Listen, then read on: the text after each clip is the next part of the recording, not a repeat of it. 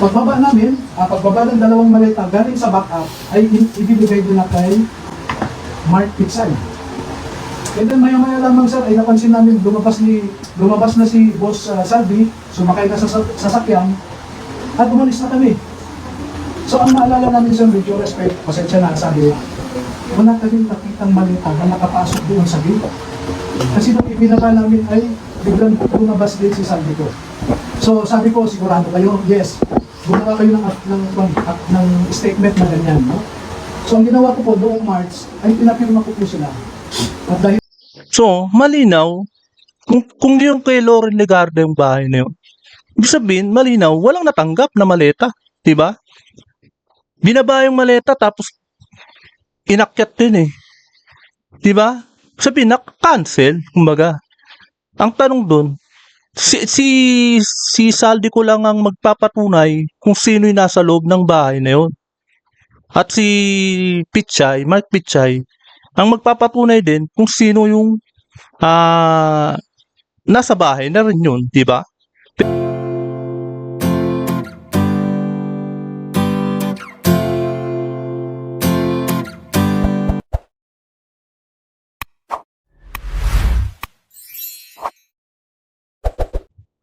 Yun, at ayan na nga mga kababayan at mga kapads press. At heto, mainit pa rin ang grupo ni Attorney Baligod. Sa video ito ay nagpa-press conference po sila, ang grupo ni Baligod at ng 18 Marines. Pero bago po yan, meron po tayong nabasa na eto, dalawa ang Senado natin ngayon. We have the Senate of the Philippines. Yung Senate of the Philippines, eto yung Senado ng taong bayan. And you have the Senate of Malacanang. Ito yung Senado ng Malacanang na ng O11 o mga budol. Grupo ni Gatchalian. Grupo ni Tuta Soto. Yung isa ay Blue Ribbon Committee de Absuelto. Na ang kanyang main work is paano maabsuelto yung mga high official ng bansa at yung isa naman na seeking the truth. Diba? Doon tayo sa totoo. Yung Senate of the Philippines na totoo. Sa pangunguna ni Senador Alan Peter Cayetano. Diba? At heto naman po. Ayan. At eto, nangyari kahapon. Diba? Hearing na naging meeting na lang. Tapos dahilan pa ang lindol sa Mindanao. Ito po yung hearing kahapon ng Blue Ribbon na peke ni Sylvester. Erich Sylvester, di ba? Na sa makatuwid, sa madaling salita, nilangaw po. Wala po silang jurisdiction o wala silang kakayanan na mang-contempt. Kaya hindi na lang nila itinuloy. Hindi nila pwedeng resbakan yung 18 Marines para i-contempt. Yan lang po ang gusto nila mangyari pero wala po silang ganun. Kasi hindi po sila legit at hindi po legit ang quorum nila na ginawa nila noon. 'Di ba? Matibay po 'yun, 'di ba? Kaya ito po no. Kaya ito excuse me. Kaya nga dahil may mga ebidensya na may karagdagang Marines na haharap sa darating na pangalawang pagdinig ng legit at tunay na Blue Ribbon Committee ni Senador Pia Cayetano. Kasi po sa June 11 na magkakaroon uli ang Blue Ribbon Committee ni Senador Rodante Marcoleta at syempre imbitado pa rin yung mga Marines at tong grupo ni Baligod, di ba? Sigurado dito pipihit na naman ang mga puwet ng mga buhayang senador at congressman dito. Dahil ang karagdagang Marines na susumpa at magte-testify ng kanilang testimonya ay 14 na Marines. Yun po yung karagdagang haharap na mga Marines. 14 po yun. Yun na sana, wala nang atrasan nito, di ba? Umaray na ang dapat umaray dito. Imagine, 14 na bukang bibig ang magsasalita sa panibagong pasabog sa legit na Blue Ribbon Committee. At syempre, may nakahanda pang 7 na maglalahad ng testimonya dito. Imagine, 14 ito. 'Di ba? Maraming madadamay sa sasabihin ng 14 na 'to. Maraming bago. Marami tayong bagong aabangan. 'Di ba? Suporta lang. Maraming bibig, syempre. Syempre, maraming pangalan ang lalabas sa bibig, 'di ba? Kung maraming bibig, marami ring pangalan, 'di ba? Balita ko nga nagsampa ng kaso at pumunta ng korte si Bendalo. Ang tanong, kaya ba niyang lusutan ang mga sasabihin ng mga Marines na ito? Once nagkaharap-harap na siya sa mga Marines na ito? Baka sabihin lang ng Marines sa kanya sige, magkaso ka. Totoo naman ang hawak naming ebidensya. Totoo naman kasi ang hawak nila ebidensya, matibay. 'Di ba? Kasing tibay ng isang blokeng semento. Mahirap baliin ng isang Bendalo. 'Di ba? Mahirap basagin ng isang Bendalo. 'Di ba? Ang hirap kasi sa iyo, Bendalo. Yung amo ng Marines na si Saldico ay yun amo mo at yun, 'di ba? Yung amo ng Marines na si Saldico ay ginamit lang ng amo mo at ni Romualdez. Ang daming pinagawa kay Saldico na bandang huli ay nilaglag ninyo ng amo mo. Kaya diyan pumapasok ang mga Marines na napag-uutusan ng amo nila na si Saldico. Sequence, 'di ba? Domino effect kasi yan.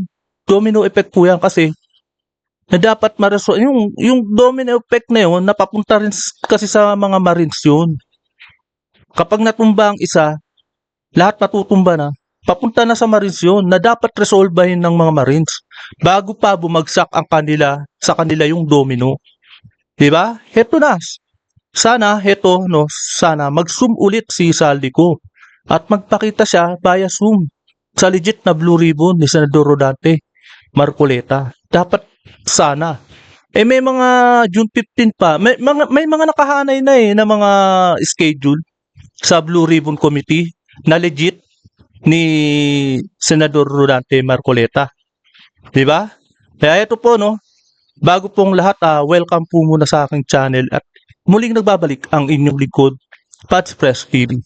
Kaya ito po panoorin po muna natin ang video kung saan nagpa-press conference po ang grupo ni Attorney Balikod at ng 18 Marines, nandiyan po sila.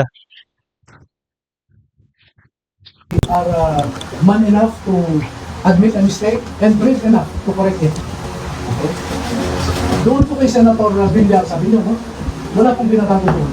As is po yan. Kay Senator Chis Escudero, kasi siya yung minority yata noon, si Mark, si Senator Moret, ang magkakasama sa majority. Magkakasama sila tulpo noon. Tinanong po kay Chis Escudero. So, ang nangyari po ay, sir, meron pa kaming hindi na ibigay sa iyo na picture So, nagbigay sila ng mga pictures, na doon mismo sa bahay ni Senator Chis. So, sa malamang pala, hindi pa pala lusot dito si Senador Chis Escudero. Kasama pala siya sa mga ibubunyag din ng ng mga Marines. 'Di ba? remember this happened in March, yung pag-review namin. Kaya pala ibig sabihin kaya pala bumaliktad at sumama sa mga minority na yung mga minority na nagko-cover up sa mga mastermind. Kaya pala sumama siya ron para ma-cover up din ang kaso niya. Majority pa yata sila sa pag-vote mo. Pati si Mark Villar, etc. Ngayon, pagdating kay Senator Mark Villar, sabi ko, iklaro niyo yan. So, nag-recollect yung mga nagsasabi at siya ganito. So, confirm po, At pagdating naman kay maraming proseso yan, pagdating kay Senator Loren, nag-usap sila, same process. So, meron si Orbilio at saka si Galapon, sabi nila, Sir, ito po yung recollection namin sa nangyari kay Senator Loren. Pagdating ng convoy namin doon, and this I distinctly remember, and as I said, I already rectified it. Pagdating namin doon, unang sasakyan, yung sasakyan ni Saldico, sabi nila, back up kami. Paghinto namin sa gate, nung number 40 Cambridge Street. Maalala pa namin yung gate ay gawa ng kahoy, sabi nila eh. Gawa ng kahoy. Gawa ng kahoy. Yung pag dito ng sasakyan ni Sandy ko sa tapat ng gate, pagbaba niya sa sasakyan ay nagbukas yung gate. Pumasok ka agad si Sandy ko doon. Tapos nagsara din. So sabi, sir, maalala namin, walang ibang nakapasok sa amin. Maski si Mark Tiksay, hindi siya nakapasok kasi naisara ulit ang gate. Pero maalala namin, sir, na si Mark Tiksay, inutusan kami na magbaba ng 2 maleta. No? Pagbaba namin, pagbaba ng 2 maleta galing sa backup ay ibibigay din na kay Mark Tiksay. And then maya-maya lamang, sir, ay napansin namin lumabas na si Boss Salvi, sumakay na sa sasakyan at umalis na kami. So ang maalala namin, sir, with your respect, pasensya na, sabi, wala kaming nakitang malita na nakapasok doon sa gate. Kasi nung ibinaba namin ay biglang lumabas din si Salvi ko. So sabi ko, sigurado kayo, yes, gumawa kayo ng statement na ganyan. No? So ang ginawa ko po noong March ay pinapirma ko po sila. At dahil So, malinaw, kung yung kay Loren Legarda yung bahay na yun, ibig sabihin, malinaw, walang natanggap na maleta, di ba? Binaba yung maleta tapos inakyat din eh. Di ba? Sabihin, cancel kumbaga. Ang tanong doon, si Saldi ko lang ang magpapatunay kung sino yung nasa loob ng bahay na yun. At si Pichay, Mark Pichay, ang magpapatunay din kung sino yung nasa bahay na rin yun, di ba? Pero ang malinaw na malinaw dyan, si Saldi ko lang ang dapat makapagsalita dyan. Di ba? Wala rin talaga eh.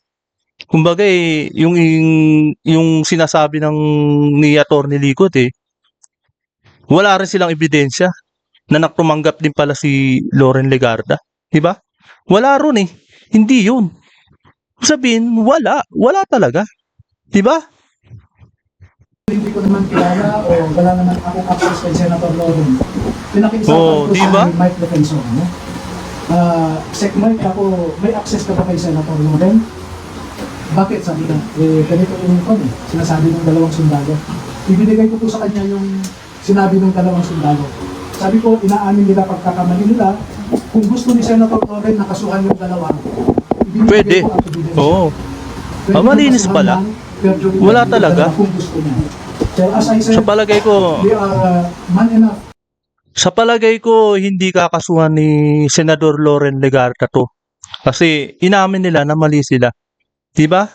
Kumbaga, nalinis ang pangalan niya rito. Ito, at talagang klinaro ni Ator dito pa lang sa press conference na to. Klinaro na ni Atty. Baligod ang pangalan ni Senador Loren Legarda. So, malinis, diba? Ano pa, para kasuhan sila. Nilinis na nga nila eh. Wala talaga, di ba? Admit a mistake and brave enough to rectify it. Oo, di ba? Wala. Second po, na gusto kong i-emphasize sa inyo, yung napangalanan sa affidavit na yan, gaya ng sabi namin sa affidavit, yon lamang ang naaalala nila noong ginawa yung affidavit na yan. In fact, marami pa kong iba eh. Ang sabi nga sa akin, sir, pwede mo ba kaming isama sa Senado at saka sa House of Representatives para kung mag-session sila, ay mamukhaan namin kung sino yung mga nakita namin na hindi namin maalala yung mukha o ang pangalan. Bakit? Sir, kasi yung napangalanan namin dyan ay yun lamang yung mga sikat. Sikat eh. Nakikita namin sa TV, sa news. Unfair, di ba? Sila yung palagi namin nakikita, kaya yan ang maalala namin. At yan po, nandun sa affidavit nila. Sinabi po nila yan. Sir, clarification. So, nagpunta po sila sa bahay, sir. Pasok si Zaldi, pero walang maleta ang pinasok. Yun nga po ang recollection nila after, no? Kaya may March. Oo, na, Mhm. sir, naalala namin, pag hinto ng sasakyan, bumaba si Boss Aldi, bumukas na rin yung gate. Supposedly bahay po ni Senator Loren. Oo, sila. Hindi po nila nakita si Senator Loren. Hindi po. Kasi po, ang Wala style eh. nila yan, Walang ebidensya eh. everyday po may detail yan eh. Kung ano yung assignment nila, kung ano yung lakad, no? So, Oo. pwede ko lang ipakita sa inyo. Sa oras na ito, pupunta si Saldi ko dito. So, may schedule sila. Bakit po yung Malay nyo, nakipag-usap lang. O, di ba? Dahil nga sa bycam na yan, di ba? Nakipag-meeting lang. Pero walang naabutang maleta ang nangyari. Di ba? Nagkakaroon ng correction. Bakit hindi lang po? Ay, March po yun. March 5. After nung interview, Pinakorek. after nung interview kay Edwin Gao, Pero hindi pa nababago sir yung affidavit ninyo sa ombudsman kasi nandun pa rin yung pangalan ni hindi pa namin- Senator Loren Legabe yes, sa ombudsman. totoo po yan. Hindi namin. Kaya ang sabi ko nga, pakibigay ito kay Senator Loren at kay Mike Defensor. Para kung sa tingin niya, agrabyado siya, eh ito yung pag-amin ng dalawa. At pwede niyang gamitin dito. Would you submit sa ombudsman sir ng pag-rectify dun sa pangalan niya? Ay, hindi ko pa po sinasabi. Attorney, Pinabayaan ko lang muna. And I will let Senator Loren take what to vindicate herself also. Nakausap niyo na po si si Senator Loren about this bago pa po yung nangyaring Thursday na pagharap po nila sa plenary. Ay, hindi po. Never, wala akong access. Wala akong contact. Ang maalala ko lang, ay after the Senate Voting Board Committee last June 4, ay lumapit po siya sa mga sundalo. Nagpagkamayan na siya. sir, yung kay Sen. Mark Villar, siya mismo nakatanggap yun. Doon walang correction. Wala po. Kung ano yung nandun, kasi pinareview ko bawat isa po doon, bawat paragraph, bawat pangalan na binanggit, pinaulit ko po sa kanila. Ulitin nyo yan, sabi ko. So far, ang correction nila, number 1, kay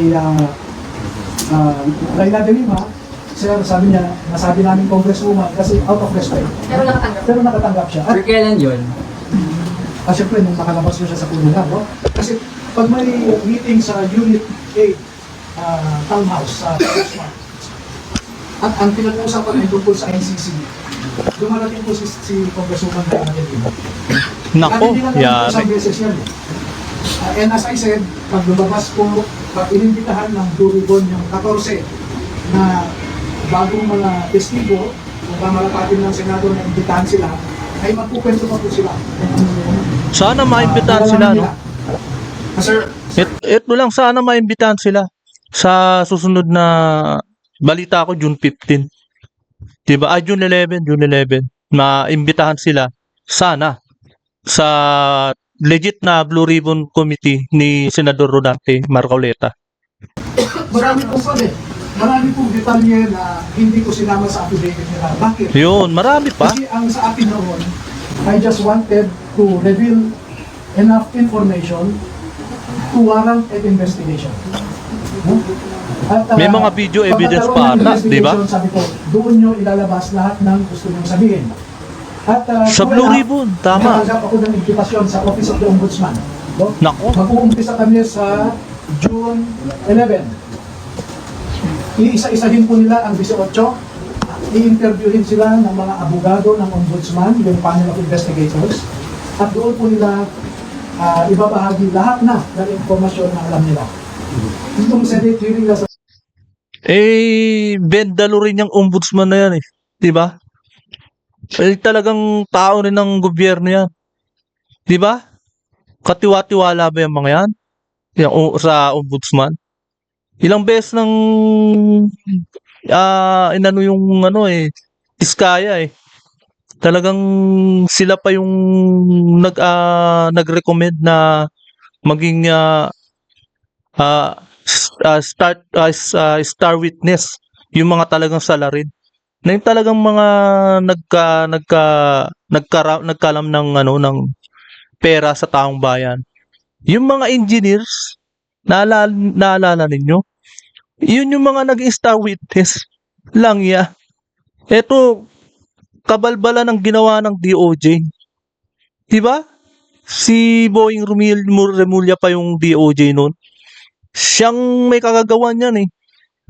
Hanggang sa gusto lang nilang madamay sila Jinggoy Estrada at Bong Revilla para lang maibunyag ng mga engineers dyan sa DPWH. Diba? Ginawa nilang sangkalan si Jinggoy Estrada at si Bong Revilla. yung Blue Ribbon po na nakaraan, may mga lumabas po doon na gusto sana namin, hindi mo na lumabas eh, pero hindi nila naiwasan na may kwento, no? Hindi ba? So, attorney, yung pag-rectify dun sa mga naunang naisabot ko, most likely na nangyayari. Pagka tinawag po sila, kasi may schedule, no? Sa June 11 in the morning. Yan, June 11 nga ho. Sa June Maliwanag. 15, si Esquivel. Sa June 16, si So hindi sila sabay-sabay. Isa po yan. Ah, okay, June 11 si Juan. Sa June 15, si Taberto sa umaga. Si Tube sa hapon. Sa June 16, si Esquivel sa umaga, si Namilan sa hapon. So, dire-diretso na po yan. No? Yun. Clarification, yung kay Sen. Mark. Dapat lang. Hindi kayo sa... Ay, hindi po sinabi na si Senator Mark. May ano na naman to, kumbaga, may bago. May bago na namang mabubulgar. Diba? Pero ang nakita nila, bumaba sila, nagbaba ng maleta, at ipasok nila sa cave. Sa bahay ni Sen. Yung address na yun.